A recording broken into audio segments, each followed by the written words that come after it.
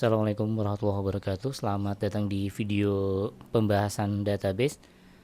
Di materi ini kita akan membahas tentang struktur hierarki basis data atau istilahnya adalah database. Sebelum kita membahas lebih jauh, kita lihat bahwa basis data itu adalah sebuah kumpulan. Dia dimulai dari hal yang terkecil. Jadi bagaimana dia bisa jadi database, ini kita ada semacam urutan dulu dari sebuah data ya. Data ini dimulai dari sebuah bit. Dari bit, kumpulan bit ini dia menjadi byte. Byte ini kemudian berubah menjadi field. Jadi kumpulan byte dia disebut sebagai field. Selanjutnya, setiap field ini bergabung menjadi disebutnya adalah record. Dan record inilah kemudian kumpulan dari berbagai macam record disebut sebagai file. Nah, kumpulan-kumpulan inilah kemudian membentuk sebuah kumpulan data yang kemudian kita kenal dengan istilah basis data. Apa itu basis data? Basis data ini kalau kita bayangkan bisa kita ibaratkan sebagai sebuah lemari arsip yang di dalamnya ada banyak data. Kalau kita punya lemari arsip itu nanti kita akan biasanya di depannya kita kasih cover, kasih sampul. Depannya ada keterangannya, bisa jadi ada nomornya, ada kodenya, ada keterangan awal. Lalu data tersebut atau satu arsip tersebut kita simpan dalam lemari berdasarkan urutan tertentu. Misalkan kalau di rumah sakit arsip pasien dia bisa disimpan misalkan berdasarkan urutan nama. Jadi ketika kita mencari, kita tinggal cari berdasarkan namanya sehingga kita akan lebih mudah menemukan. Dan basis data ini, yang namanya basis data, dia akan disimpan dalam sebuah sistem yang disebut sebagai nanti namanya adalah DBMS, Database Management System, sistem manajemen basis data. Di dalamnya nanti ada berbagai macam tabel. Nah, tujuannya apa? Tujuannya adalah supaya nanti si data ini lebih mudah untuk kita telusuri. Ini tujuannya, supaya dia lebih mudah dalam penelusuran database.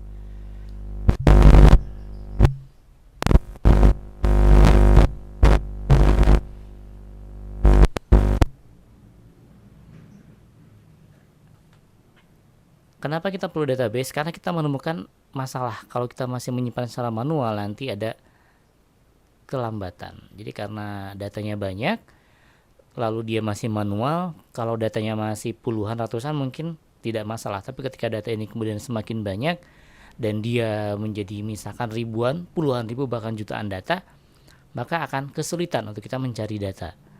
Sehingga dibutuhkanlah namanya adalah basis data, dengan tujuan supaya nanti penelusuran datanya itu lebih mudah, sehingga nanti akan lebih cepat ketika kita mendapatkan informasi.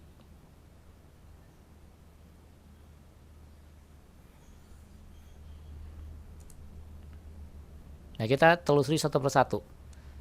Basis data ini apa? Basis data adalah gabungan dari dua kata, ada basis, ada data. Basis itu adalah markas atau gudang atau tempat kita menyimpan atau berkumpul.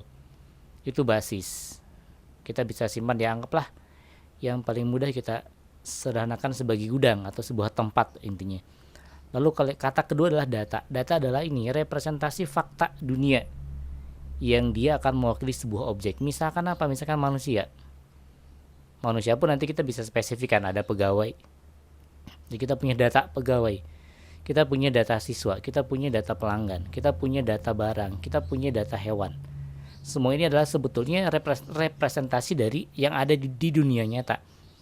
Yang nanti akan kita data, akan kita hitung dan akan kita apakanlah berupa sebuah data. Jadi dia mewakili objek tertentu. Pegawai, ada pegawai A, pegawai B. Siswa, ada siswa A, siswa B. Itu dia objeknya. Dia bisa diwakili di data, objek ini diwakili. Maka itu dia bisa kita sebut sebagai data.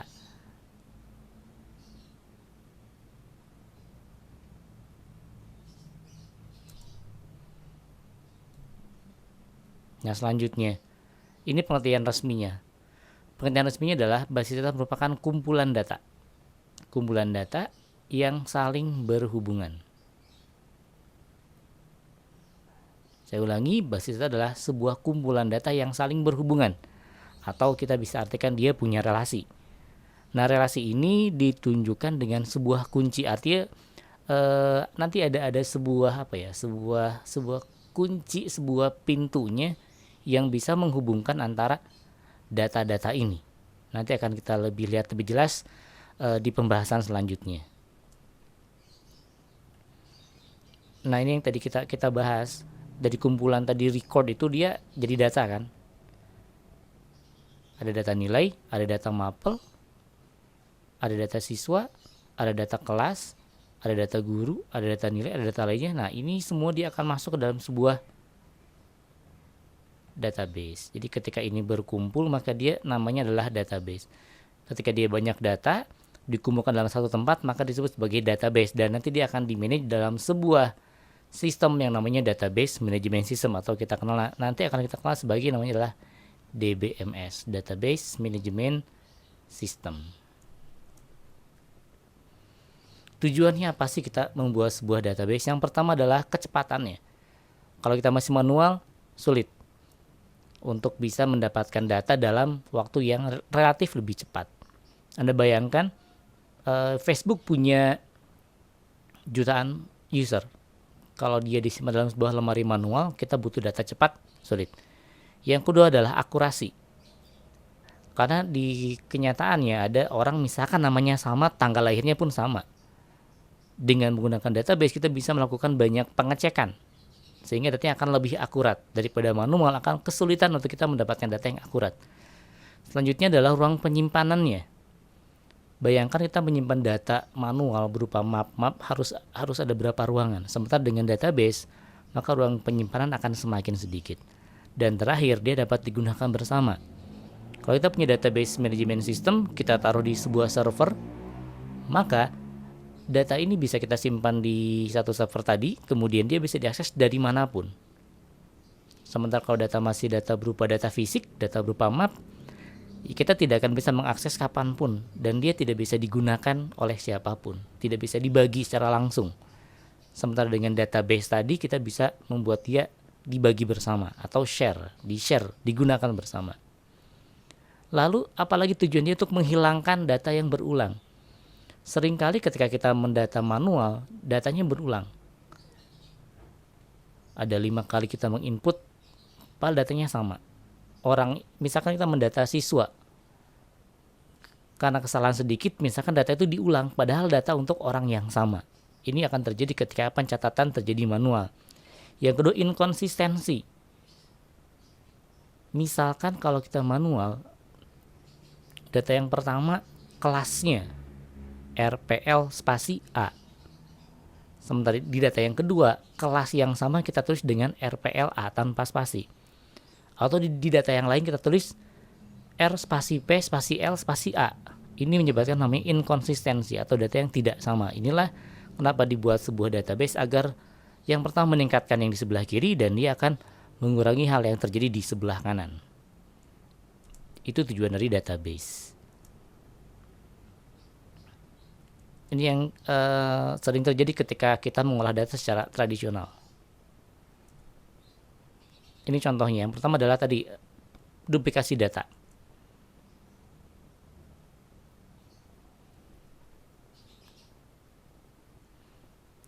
Ini duplikasi data. Kalau duplikasi sebenarnya lebih ke arah data yang sama ya. Misalkan tadi nama siswanya ada 2 kali, kita NIS-nya sama.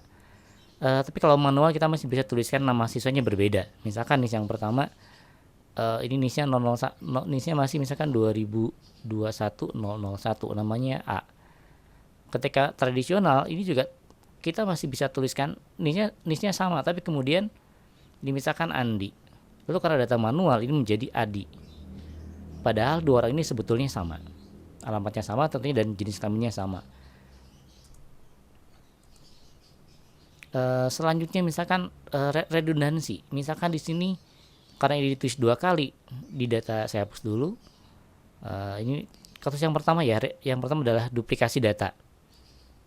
Datanya double, orangnya sama, tapi kita data 2 kali. Padahal maksudnya ya itu juga.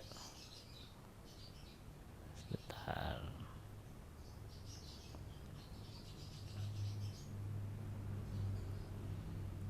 Kasus yang kedua, redundansi. Apa maksudnya redundansi? Misalkan di file siswa tadi kita bicara NIS-nya 2021.001. Nama siswanya misalkan tadi Ari. Alamatnya Bandung, jenis kelaminnya laki-laki, agamanya Islam misalkan. Ini data siswa. Kemudian di data nilai, karena ini bukan database, ini Ari. Orangnya sama sebetulnya. Kode pelajarannya misalkan matematika, nama pelajarannya matematika, nilainya 90. Kita lihat ini sebenarnya data untuk orang yang sama. Ini NIS-nya sama, tapi nama siswanya beda. Ini dia akan menjadi redundan. Data sama tapi kok seolah-olah berbeda. Ini akan bisa kita hindari ketika kita menggunakan database. Akhirnya ini tadi tidak terjadi hubungan data karena nanti semua data beda-beda sehingga kita tidak bisa padukan. Itulah mengapa kita membutuhkan database untuk melakukan pengolahan data. Di database nanti kita bisa melakukan banyak operasi. Yang pertama ada pembuatan basis data. Kita create, kita buat database-nya, termasuk nanti membuat tabel di dalamnya. Kemudian nanti ada penghapusan atau drop kita sebutnya. Lalu kita bisa membuat file atau sebetulnya tabel ya. Kalau di database namanya tabel. Kita bisa membuat tabel baru dalam sebuah database. Tadi misalkan kita punya data siswa atau data rapot. Rapot ini isinya nanti ada data siswa, ada data nilai, ada data guru, ada data kelas, data jurusan. Kita simpan dalam sebuah database. Kalau tabel ya tadi, tabel siswa, tabel jadi satu data itu kita simpan dalam satu tabel namanya. Tabel kumpulan tabel itu baru kita sebut sebagai sebuah database. Lalu kita bisa juga menghapus tabelnya. Nanti kita bisa melakukan penambahan atau pengisian, kita sebut sebagai insert. Dan kita bisa nanti melakukan pencarian atau pengambilan data lebih tepatnya. Kita sebut retrieve atau orang ada juga yang menyebutnya sebagai search atau pencarian.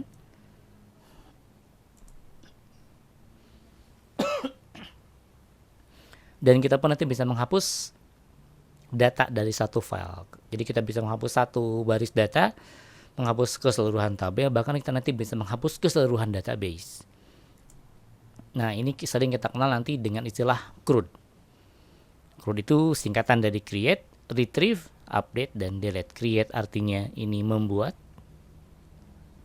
menciptakan, lalu ada retrieve ini berarti dia mengambil data. Ada update berarti mengubah atau memperbaharui data. Dan delete artinya menghapus. Jadi seringkali nanti kita akan menemukan istilah kamu buat webnya harus ada CRUD-nya, harus ada CRUD-nya. Berarti nanti web ini minimal dia bisa create data, termasuk di dalamnya nanti insert data, lalu dia harus bisa retrieve, mengambil data, lalu dia bisa mengupdate atau mengubah dan dihapus datanya. Itu istilahnya adalah CRUD, CRUD. Create, retrieve, update, dan delete.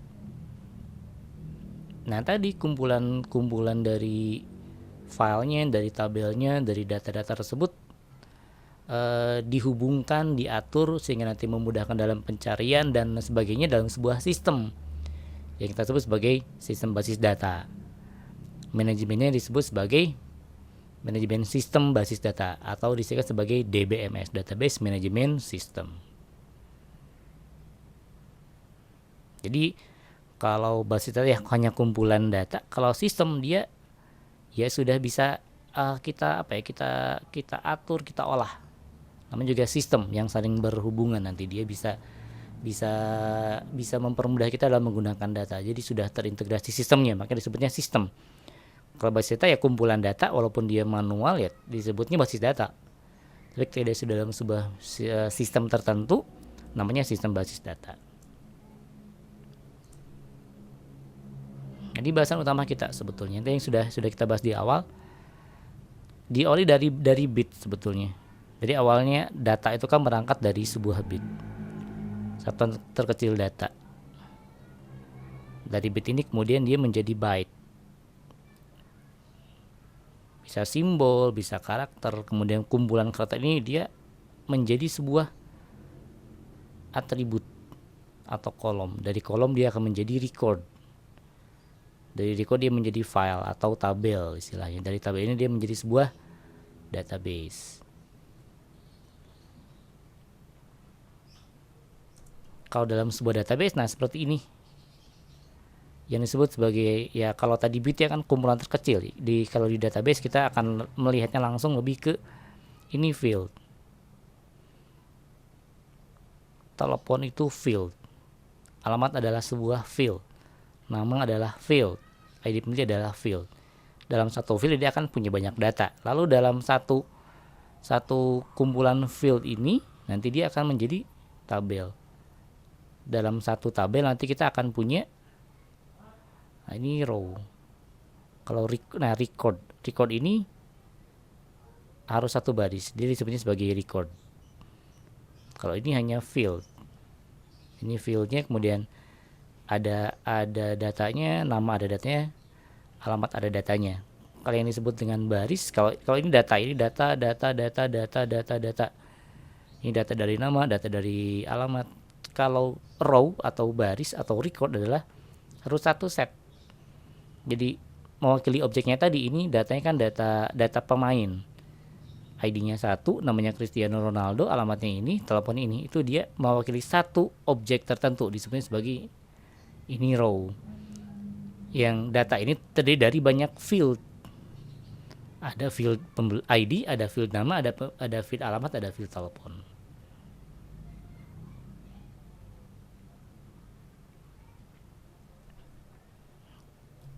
Nah, ini masih berhubungan dengan ini. Tetapi yang kita mulai dari sini ya. Nah ini field atau kolom. Nah, nanti di dalam fieldnya kan ada ini, ada byte atau karakter. Karakter ini dia bentuk dari bit. Jadi kalau si datanya sendiri, database sendiri dimulai dari field. Ada satu field, satu kolom. Nanti dari kolom tuh, setelah kolom ada row atau record yang mewakili satu data ya. Jadi tidak boleh satu. Kalau satu data, kalau ini kan record itu bergabungan dari data di setiap field. Lalu ada tabel, berubah jadi tabel, lalu baru jadi database. Nah, ini kita sebut, ini nanti kita akan menemukan gambar seperti ini. Kita istilahnya adalah kita sebut sebagai ERD, Entity Relationship Diagram. Nah, ini kalau di sini nanti kita juga akan mengenal karena ERD berarti kita akan kenal namanya entitas nanti. Lalu kita akan kenal atribut, karena setiap entitas akan punya atribut, dan nanti kita akan punya ya data ya.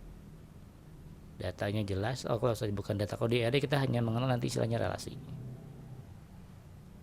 Ini adalah, saya ganti dulu warnanya, bisa nggak ya? Kita ubah dulu warnanya.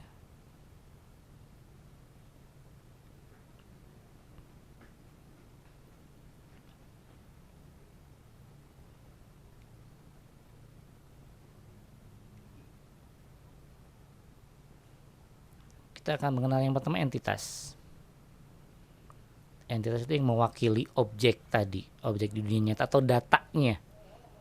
Kita punya data author itu pengarang. Kita punya data pelanggan, customer. Kita punya data keranjang belanja. Ini yang nanti sebetulnya merupakan perluasan dari data yang lain sebetulnya. Lalu kita punya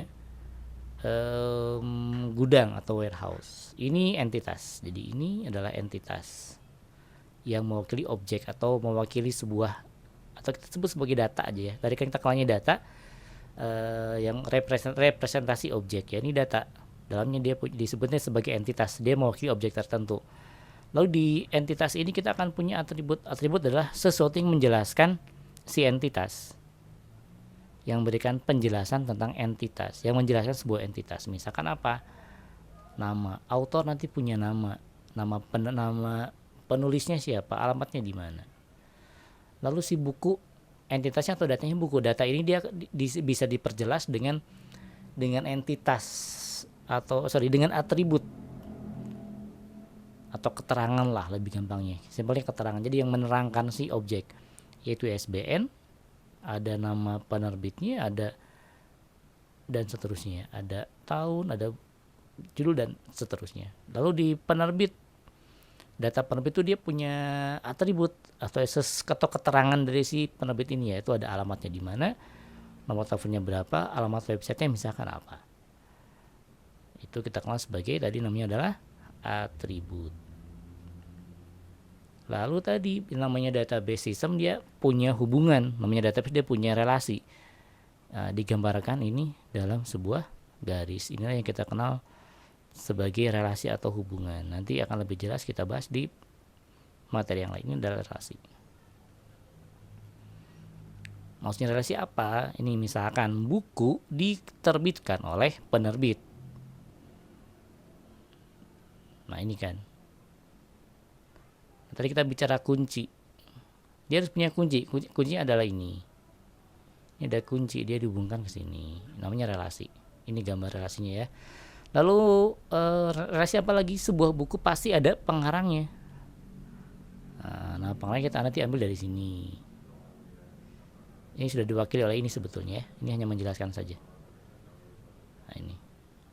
Berarti dia berrelasi. Apalagi relasinya, buku ini disimpan di sebuah gudang misalkan. Ini ada berrelasi. Atau ini misalkan gudang ini dia ini ada gudang buku, ada gudang fisik, dia berrelasi. Nah selanjutnya selain ERD yang bentuk pertama tadi, kita juga punya bentuk yang lain. Jadi kalau menemukan yang seperti ini juga sama, namanya adalah ERD juga dalam bentuk atau notasi yang lain. Jadi bisa juga menggunakan notasi bentuk ini. Kalau di sini yang kita sebut sebagai atribut adalah, ini adalah atribut, ada admin, ada artikel, ada entitas ya, ini entitas admin, ada entitas kategori, ada entitas artikel. Ini entitas.